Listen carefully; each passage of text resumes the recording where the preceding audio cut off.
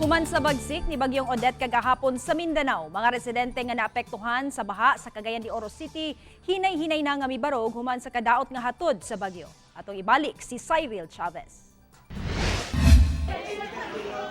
Mga lapok, basura ug mga tubig nga mibara, mao kana ang gibilin sa Bagyong Odette ngadto sa Barangay 26 Cagayan de Oro City, nga usa sa mga naapektuhan sa grabing pagbaha sa syudad. Ang residenteng si Joel Calizo Jr. naabtan namo nga gipanghugasan ang mga plato nga nahugawan tungod sa baha. Ang ubang kabtangan sama sa ref ug washing machine naabtan sab sa baha. Kuan gid purisyo gini nga ni.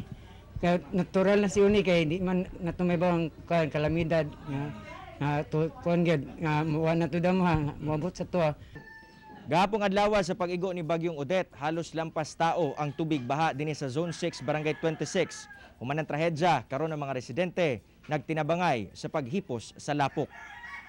Amo sabi kumusta kining sila Bethel Angel Abakita o Rochelle Tabac Rosales, ang duha ka babae nga may viral sa social media human nga makuha og hulagway nga misalom sa hantod dughan nga tubig baha.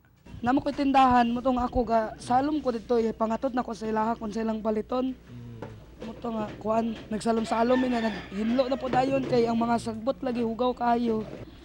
Kanang dangdadak ko ng kuan, kanang tubig, gilangoy namo kay dagan kay mga basura, gapungan namo kay manulod manggod sa boarding house.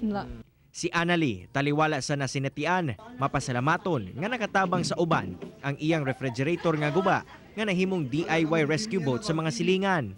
Nagpasalamat ko kay wala na siya, ambot lang. Kay tanan man gid mi dinhi nga na-evacuate. Sigon sa Barangay Council, miabot sa 114 ka magbanay ang naapektuhan sa baha.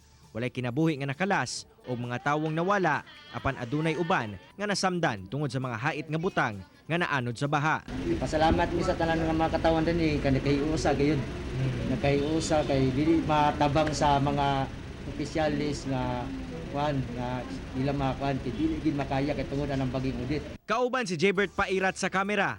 Ako, si Cyril Chavez para sa One Mindanao.